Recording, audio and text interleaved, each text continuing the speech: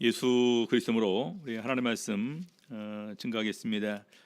하나님의 말씀 요한복음 2장 1절에서부터 11절 말씀.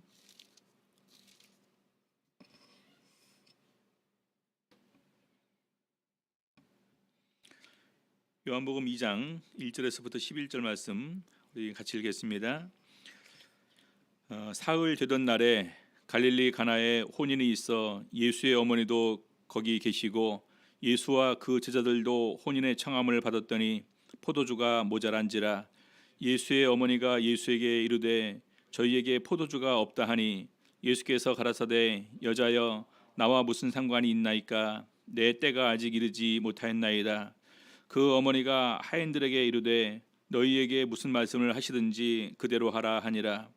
거기 유대인의 결례를 따라 두세 통 드는 돌 항아리 6이 놓였는지라. 예수께서 저희에게 이르시되 항아리에 물을 채우라 하신즉 아구까지 채우니 이제는 떠서 연회장에게 갖다 주라 하심에 갖다 주었더니 연회장은 물로 된 포도주를 맛보고 어디서 났는지 알지 못하되 물 떠온 하인들은 알더라. 연회장이 신랑을 불러 말하되 사람마다 먼저 좋은 포도주를 내고 취한 후에 낮은 것을 내거늘 그대는 지금까지 좋은 포도주를 두었도다 하니라. 예수께서 이 처음 표적을 갈릴리 가나에서 행하여 그 영광을 나타내심에 제자들이 그를 믿으니라. 오늘 이 시간에는 우리 항아리에 물을 채우라 라는 제목으로 오늘 말씀 가지고 은혜 나누는 시간 갖도록 하시겠습니다. 우리 요한복음의 저자인 요한 사도는 특별히 예수님께서 이 세상에 계실 때 많은 이적을 행하셨습니다. 근데 요한복음에는요 7개의 이적이 기록되어 있습니다. 특별히 그 7개의 이적을 기록한 가운데에서 의미는 뭐냐면요 바로 이런 기적을 통해서 예수님께서 참으로 하나님의 아들이심을 증거하기 위한 것이었다, 이렇게 말을 하고 있습니다. 우리 참고로 요한복음 20장 보시겠습니다. 요한복음 20장 30절 보시겠습니다. 30절 31절.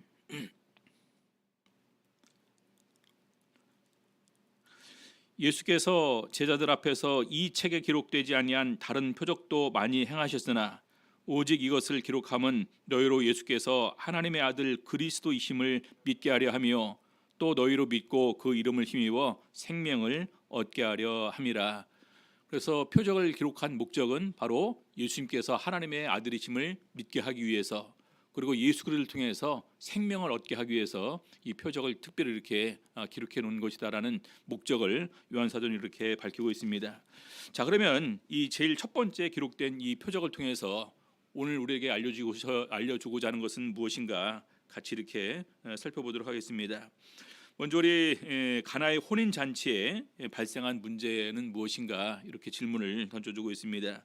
1절부터 다시 보게 되면요, 사흘 되던 날에 갈릴리 가나에 혼인이 있어 예수의 어머니도 거기 계시고, 여기 사흘 되던 날에는 바로 이제 베드로, 안드레, 야고보, 요한, 그다음에 빌립과 나다나엘이 예수님을 따르게 된 내용들이 요한복음 1장에 기록이 되어 있습니다. 그래서 이런 제자들이 예수 그리스도를 따르고 난 다음에 사흘이 됐다라는 얘기겠죠. 그러니까 이때는요 완전히 12제자가 아직 확정되지 않은 때입니다. 자, 그래서 이때 이제 예수의 어머니도 거기 계셨다라는 것은 예수님의 어머니와 친척 관계에 있었다라는 부분을 우리가 이렇게 알 수가 있습니다. 그리고 그 자리에 예수와 그 제자들도 혼인의 청함을 받았고, 그리고 3절에 보니까 포도주가 모자란지라. 예수의 어머니가 예수에게 이르되 저희에게 포도주가 없다 하니, 예수님의 어머니와 아무 관계가 없는 집안이라면요 굳이 예수님의 어머니가 예수에게 나와서 포도주가 없다라는 얘기를 전해줄 필요가 없겠죠. 그렇죠. 분명히 그래서 친밀한 관계, 친척 관계에 있었기 때문에 예수님의 어머니도 함께 걱정하는 이런 부분에서 예수님께 이 부분을 아뢰었다라는 것입니다. 이 부분은 뭘 의미하냐면요, 우리가 오늘날 이 세상을 살아가는 데 있어서 수많은 우리가 인간적으로 바로 해결하기 어려운 문제에 직면할 수 있다라는 것입니다. 바로 그때 우리가 어떻게 할 것인가. 여러분, 포도주가 모자라면 지금 어떻게 하면 됩니까? 사오면 되겠죠. 근데 이제 그때 당시에는 바로 이제 사오는 것도 이렇게 여의치 않았던 그런 모습이고, 좀 기간이 또 길어짐을 통해서 자칫하면 잔치 흥이 깨어질 수밖에 없는 그러한 상황인 것입니다. 그래서 우리 예수님의 어머니는 바로 그런 부분에서 어려운 문제에 직면했을 때 어떻게 해결할 거냐, 바로 옆에 있는 예수님을 기억하고 예수님께 그 일을 아뢰었다라는 것입니다. 오늘도 우리가 마찬가지예요. 저희가 신앙생활하는 가운데서 어떤 어려운 문제에 직면했을 때 가장 먼저 하나님께 아뢰고 구하는 것은 기본적으로 우리가 바로 해야 될 일이다. 여러분, 우리 학생이라 할지라도 그냥 하나님 이번에 시험 잘 볼 수 있도록 제 마음을 지켜주세요. 마음이 딴 데로 새지 않도록 또 지혜를 주시고 잘 기억할 수 있도록 해주세요. 이런 거 구체적으로 우리가 기도를 드릴 수가 있습니다. 그리고 위험할 때 바로 우리가 할렐루야라고 외쳐라라는 부분들, 이것은 너무나 이제 우리가 쉽게 다가올 수 있는 부분이지 않습니까? 그래서 제가 저번에도 말씀드렸처럼 대만에서 이렇게 신학을 하다 보면서 보니까 어릴 때부터 세 가지를 가르칩니다. 첫 번째, 임마누엘, 하나님께서 우리와 함께 계신다. 특별히 믿는 사람에게 함께 하시니까 어떤 부분이 있다 할지라도 걱정하지 말고 하나님께 아뢰라. 두 번째, 할렐루야라고 가르칩니다. 할렐루야. 위험할 때 정말로 이렇게 하나님의 간절한 도우심을 구하면서 할렐루야라고 외쳐라. 그리고 세 번째, 간시의 주. 그래서 저도 그것이 귀에 이제 못이 박혔어요. 임마누엘, 할렐루야, 간시의 주. 그래서 그렇게 항상 기억하는 가운데에서 하나님과 나와의 관계를 먼저 어릴 때부터 이렇게 훈련을 시킵니다. 그래서 위험할 때 할렐루야라고 붙이는 것은 굉장히 기본적인 부분이에요. 그래서 저도 예전에 대만에서 신학을 할 때 갑자기 이제 가위 눌린 적이 있었습니다. 순간적으로 이것은 마귀가 나를 공격하는 거다. 할렐루야라고 외쳐야 되겠다는 생각이 순간적으로 들더라고. 근데 안 나오는 거예요, 소리가. 근데 억지로 쥐어 짜는 듯이 할렐루야 했더니 그게 그냥 싹 사라지더라고요. 그래서 자연스럽게 그때 배운 훈련이 이렇게 되는데, 아무튼 기본적으로 우리 신앙인의 자세에서 어떤 어려움에 직면했을 때 제일 먼저 예수님께 아뢰는다라는 것은 기본적인 신앙인의 모습이다 얘기할 수 있습니다.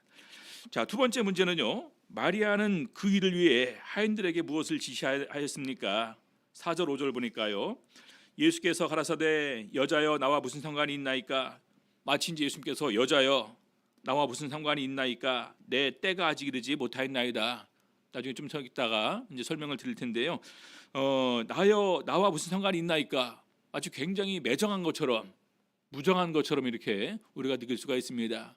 근데 여기 앞에 있는 여자여라는 말은요, 그때 당시에 여인을 향해서 부를 때 극존칭으로 어머니나 또 스승의 이제 그 사모나 이제 이런 존경하는 여자를 부를 때 이렇게 이 호칭을 사용을 하기도 합니다. 우리는 보통 이제 사모님이라는 말을 쓰죠. 근데 우리 중국어 용어에서는요, 니앙이라는 말을 씁니다. 스무니앙, 잔따오니앙, 무스니앙 이렇게 하는데, 그게 이제 그 니앙 자체가 바로 여기 있는 여자애라는 의미의 같은 의미로 볼 수 있겠다 생각을 하죠. 내 때가 아직 이르지 않았다라는 것은 아직 예수님께서 구체적으로 사역을 시작하기 전이시거든요. 그래서 그 때가 이르지 않았다라는 것인데, 더 깊이 생각하기의 부분에서 이 문제가 나와 있습니다. 나와 무슨 상관이 있나이까 하면서 거절하신 이유를 얘기를 하게 되는데, 우리가 분명히 할 것은요, 예수님께서는 자기 힘으로 와서 행하시는 것이 아니라 이 세상에 오셔도 철저하게 하나님의 뜻을 이루기 위해서 오셨습니다. 그렇죠? 그리고 우리가 아무 때나 한 것이 아니라 그 때 그 시기에 계획에 따라서 행동하셨다라는 것입니다. 우리 참고로 요한복음 4장 34절 보시겠습니다. 요한복음 4장 34절, 예수께서 이르시되 나의 양식은 나를 보내신 이의 뜻을 행하며 그의 일을 온전히 이루는 이것이니라. 5장 30절, 내가 아무것도 스스로 할 수 없노라. 내가 아무것도 스스로 할 수 없노라. 예수님께서 이 땅에 오셨지만 예수님 마음대로 하신 일은 없었다라는 것입니다. 다 누구 뜻대로요? 하나님 아버지의 뜻대로, 하나님께서 자기에게 주신 말씀대로 행하셨다는 것입니다. 그러면서 그 정하신 계획에 따라서 이제 행하시는데요. 요한복음 7장 8절 보게 되면은요, 너희는 명절에 올라가라. 나는 내 때가 아직 차지 못하였으니 이 명절에 아직 올라가지 아니하노라. 내 때가 아직 차지 않았다는 것은 예수님께서 오신 목적이 있죠. 우리를 죄에서 구원하시기 위해서 오셨습니다. 근데 그 방법은 뭐였습니까? 대신해서 죽어주시는 방법이었습니다. 근데 이때 올라가시면 아직 그때가 안 됐다라는 거예요. 예수님께서는 6월절 그때 이제 돌아가셔야 되는데 아직 이 명절에는 그때가 안 됐다. 그렇기 때문에 예수님께서 이 세상에 계실 때 세 번의 유월절이 있었거든요. 첫 번째, 두 번째, 세 번째. 그래서 세 번째 유월절에 비로소 올라가셔야 해서 거기서 잡히시고 돌아가셔야 되겠죠. 그래서 그때가 아직 안 됐다. 그래서 예수님께서는 때에 따라서, 계획에 따라서 자기의 사역을 감당하셨다라는 것입니다. 자, 다시 우리 두 번째 문제로 돌아와서요. 자, 예수님께서 그 거절하셨을 때 마리아는 바로 하인들에게 지시를 하십니다. 너희에게 무슨 말씀을 하시든지 그대로 하라 하니라. 이 의미는 뭐였을까요? 마리아가 예수님에 대한 철저한 이런 믿음을 가지고 있었다는 것입니다. 우리가 구할 때, 우리가 부탁할 때, 우리가 간구할 때 절대로 예수님께서는 거절하지 않으실 것이다. 그래서 하인들한테 이렇게 지시를 하시는 것입니다. 그래서 저희가 기도할 때 우리도 이런 자세가 있어야 돼요. 내가 오늘 하나님의 자녀가 되었으니까 내 기도 반드시 들어줄 것이다. 응답에 대한 확신 없이 기도드린다는 것은 우리가 참 이렇게 불행한 것이지 않습니까? 그렇죠? 그래서 기도할 때 우리가 분명히 받을 것이다라는 이런 확신의 기도는 참 중요한데 오늘 예수님의 어머니 마리아가 바로 그런 모습을 보여주고 있습니다. 자, 세 번째, 그러니까 예수님께서는 하인들에게 무엇을 지시하셨습니까? 7절 8절 보니까요. 저희에게 이르시되 항아리에 물을 채우라 하신즉 아구까지 채웠다. 그냥 물만 채웠습니다. 그리고 8절 잠깐 동안의 시간이 지났는지 아니면 안 지났는지 없어요. 그 기록은. 그냥 이제는 떠서 연회장에게 갖다 주라 하심에 갖다 주었더니 자, 하인들에게 지시를 했어요. 항아리에 물을 채우라, 떠서 연회장에게 갖다 주라. 언제 포도주로 변했을까요? 첫 번째, 물을 채우는 도중에, 두 번째, 아구까지 다 채운 다음에, 세 번째, 갖다 줄 때. 언제 변했을까요? 포도주로? 몰라요. 답이 없어요. 아무튼 그래서 갖다 줍니다. 그래서 그 다음에 나오는 내용이 참 중요합니다. 네 번째 보니까요. 하인들은 예수님의 명령을 어떻게 받아들였습니까? 이제는 떠서 연회장에게 갖다 주라 하심에 갖다 주었더니라고 기록되어 있습니다. 여러분들 만약에 지금 여러분들이 하인들의 입장이었으면 어떻게 했을까요? 아이고 이거 갖다 줬다가 괜히 잘못해서 이거 술도 아니고 물만 갖다 줬다가 나중에 혼나고 또 오히려 그냥 두들겨 맞고 나중에 이거 굉장히 우리가 이런 모든 결과를 감당해야 되는데 감당할 수 없습니다. 충분히 거절할 수 있는 입장 아닐까요? 자, 그래서 하인들이 갖다 주기 전에 포도주로 변했을까요? 갖다 준 다음에 변했을까요?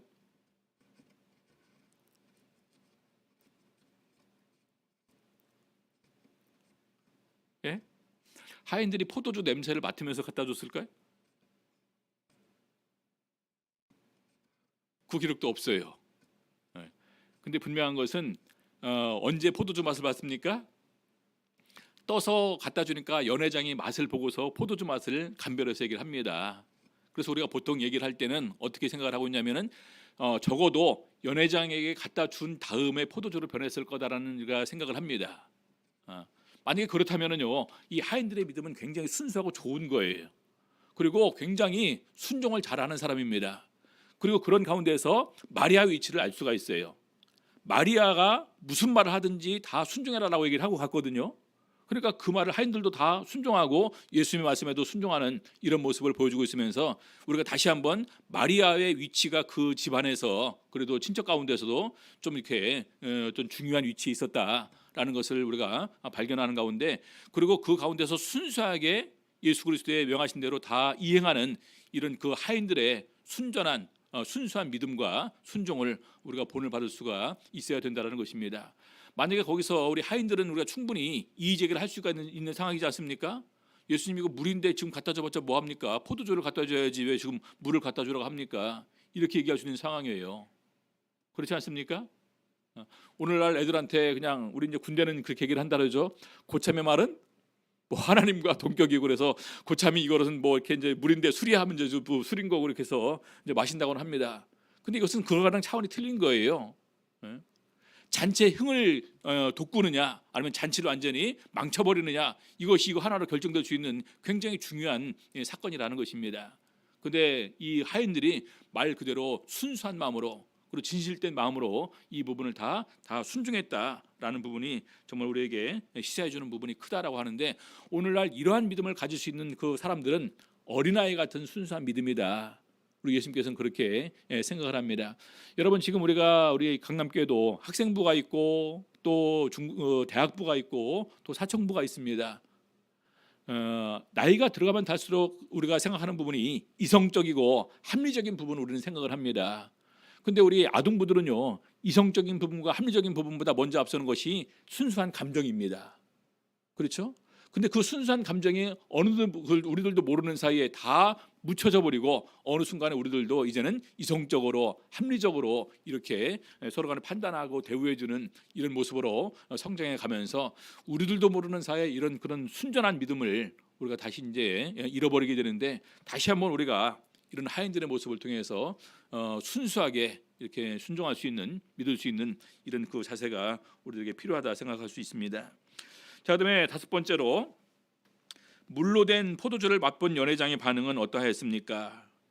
9절 보니까요, 연회장은 물로 된 포도주를 맛보고 어디서 났는지 알지 못하되 물 떠온 하인들은 알더라. 이미 포도주로 변한 거예요, 이제. 그렇죠? 자, 다시 한번 문제 내볼까요? 언제 변했을까요? 물을 채울 때, 가득 찬 다음에, 아니면 옮겨주기 전에, 옮겨줄 때, 옮기고 난 후에, 연회장이 맛볼 때.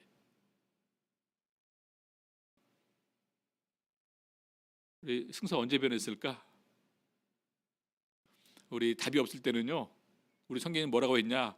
내 주여 당신이 알리이다, 주님 당신이 아십니다, 이렇게 얘기를 하는데 우리가 그럴 수는 없잖아요. 그렇죠? 그래서 여기서는 우리 그냥 그렇게 성경이 분명히 표현이 안 됐으니까 모른다 하면 됩니다. 아무튼 중요한 것은 연회장이 맛볼 때 좋은 포도주 맛이었다라는 것입니다. 연회장이 어떻게 감별을 합니까? 사람마다 먼저 좋은 포도주를 내고 취한 후에 낮은 것을 내거늘 그대는 지금까지 좋은 포도주를 두었도다. 예수님께서 만들어주신 물로 된 포도주가 훨씬 더 맛이 있었다라는 것입니다. 여러분, 오늘날 술집도 역시 마찬가지라는 것입니다. 처음에 술 취하기 전에는요, 양주를 좋은 양주로 갖다 준답니다. 근데 그 다음에 술이 취하면 어떻게 합니까? 그 양주에다가 물 타서 갖다 준대요. 근데 술 취해서 마시는 사람들은 그것도 모르고 막 이렇게 마시고 나중에 술값만 바가지 쓴다라는 말을 이렇게 하게 되는데, 바로 이제 그런 부분에서 보게 될 때 사람들은 먼저 좋은 술을 내줍니다. 기본적인 거예요, 그것이. 근데 연회장에 보니까 이건 바뀌어도 너무나 많이 바뀌었다는 것입니다. 너무나 좋은 포도주가 나중에 나왔다는 겁니다. 어떻게 이렇게 좋은 포도를 아껴두고 다음에 낼 수가 있냐. 그래서 그런 것을 보게 되면서 우리는 몇 가지 중요한 사실을 알 수가 있습니다. 첫 번째, 예수님께서 정말로 하나님의 아들이시다. 그러면서 우리가 물질의 한계를 초월하는 이적을 보여주셨다는 것입니다. 여러분, 상식적으로 물이 포도주로 변할 수가 없겠죠. 그렇죠? 근데 예수님께서는 그 물질의 한계를 초월하셨다는 것입니다. 물이 포도주로 변하게 할 수 있었다라는 것입니다. 그래서 바로 이 부분을 통해서 예수님께서 당신의 하나님의 아들 되심과, 그리고 그 부분을 통해서 하나님의 능력을 나타내심을 통해서 우리를 구원하시는 이런 구주로서 오신 예수님의 존재를 이렇게 증거를 하신 것입니다. 그래서 우리 요한복음 2장 11절에 보게 되면은요, 그렇게 증거를 하고 있습니다. 예수께서 이 처음 표적을 갈릴리 가나에서 행하여 그 영광을 나타내심에 제자들이 그를 믿으니라. 그렇죠? 베드로, 안드레, 야고보, 요한, 빌립, 나다나엘이 바로 이 사건을 통해서 더욱더 예수님에 대해서 믿음을 가지게 되었다라는 것입니다. 예전에 제가 남원에 갔을 때 이제 남원 서도 3개를 목회를 하고 있었는데, 그때 허야곤 목자님은 우리 그 교회에서 본인이 스스로 생각하기를 가장 키가 작으세요. 그리고 학교도 제대로, 초등학교도 졸업을 못 하셨습니다. 그리고 이제 신학도 제대로 못 하시고, 정교 신학 같은 거 하게 될 때 이제 그 밥값이 없으니까 그냥 그 방청하시는 가운데서 그냥 쌀을 싸가지고 오셨어요. 그러니까 쌀이 떨어지니까 이제 밥을 못 먹지 않습니까? 그러니까 이제 그럼 나는 그 밥을 안 먹을 테니까 누룽지만 달라, 말씀만 배우게 해달라 하시면서 이제 마지막까지 이렇게 이제 방청 정도의 신학을 하시고 나중에 목회자가 되신 분이십니다. 그때 서도에 계셨었는데, 제가 서도를 가니까 그분이 제 손을 꼭 잡으면서 서도 분들한테 인사를 시키셔요. 저한테는 이제 작은 할아버지 되십니다. 촌수로. 그러니까 이제 얘가 내 손자 하면서 마을 어른들한테 인사를 시키고, 그러고 나서 이제 저한테 세 가지 간증을 해주셨습니다. 이 간증을 하면서 어떻게 하셨냐? 다른 사람들은 혹시 이제 안 믿을지 모르겠지만 너는 내 손자니까 믿어줄 줄로 안다 하면서 세 가지 간증을 해주셨는데, 첫 번째는 본인의 영혼이 빠져나와서 매맞는 자기 모습을 보고 다시 영혼이 자기 몸속으로 들어가는 것을 체험하는 가운데서 정말로 영혼이 있다. 영혼이 있다라는 것은 그러면 충분히 영생도 가능하고 그러면 천국도 있을 것 아니냐라는 확신을 이렇게 가지게 되었다고 합니다. 그래서 그분이 배움도 없고 인물도 없고 키도 작고, 그러니까 본인 스스로 나는 정말로 우리 사람들한테 존경받고 인정받을 만한 아무것도 없다. 그래서 참 무시를 많이 받았다라고 하시는데, 그럼에도 불구하고 끝까지 목회자의 길을 마친 이유가 어디 있냐? 바로 그런 부분이었다라고 얘기를 합니다. 영혼을 체험하면서 영생을 확신하게 되면서, 그러면서 자기가 그런 부분에 대해서 핸디캡이라 생각했던 모든 부분들을 극복할 수 있었던 가장 중요한 요건을 그렇게 얘기를 하셨습니다. 그리고 두 번째로는 청년들을 데리고 밤에 기도를 가르쳤는데, 이제 그 밤에 어스름퍼 이제 그 어두워지니까 짐승이 한 마리가 와서 옆에 이제 웅크리고 앉아 있습니다. 청년들이 무서워서 기도를 못 해요. 목자님 옷을 계속해서 잡아당기면서 소리는 못 내고 부르면 안 되니까. 그러니까 이제 목자님이 기도 이제 하다가 딱 보니까 청년들이 말은 못 하고 저기만 쫄아서 저기만 이제 지켜보고 이게 손가락을 가리킵니다. 보니까 정말 커다란 짐승이 웅크리고 앉아 있는데 눈만 시퍼렇게 보이잖아요. 밤에는 짐승 눈이 그것만 보는 거예요. 너무나 무섭고 그러는데 우리 야곱 목자님이 키는 굉장히 작지만 당당하신 분이십니다. 뭘 걱정하느냐? 하나님께서 함께 하시는데 기도하자. 그러니까 더욱더 열심히 충만하게 기도가 되는데, 짐승이 가야지 기도가 끝나잖아요. 짐승이 안 가서 할 수 없이 철야기도 아닌 철야기도 했다라고 그렇게 얘기를 하시더라고요. 근데 새벽이 되어서 사물을 분간할 때쯤 되니까 짐승이 떠나더라는 거예요. 가니까 얼마나 좋을까요? 짐승이 옆에 있었음을 불구하고 우리가 아무도 안 다치고 우리도 공격하지 않아서 너무나 감사해서 기뻐하면서 감사기도를 드렸답니다. 웬걸 저녁 때 또 오더라는 것입니다.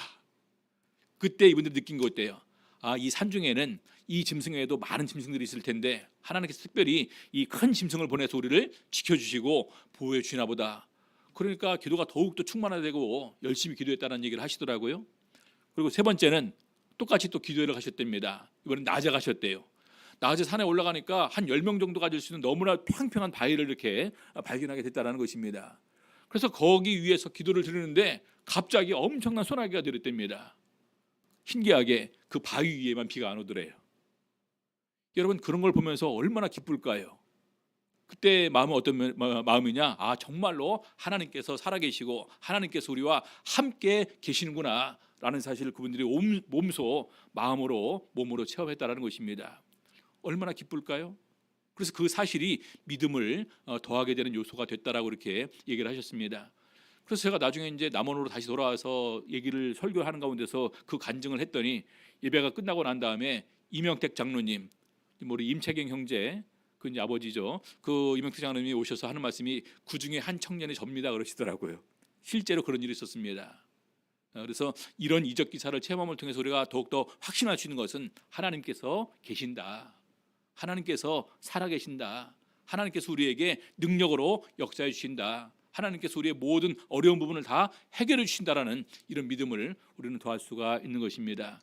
그래서 그런 갈릴리 이적을 통해서 우리 청년부들도 제일 먼저 생각할 것은 어려울 때 어떻게 된다고요?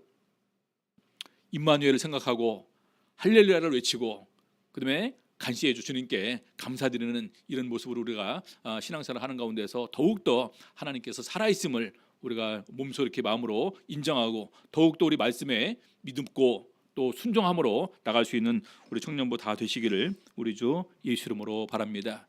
기도하시겠습니다.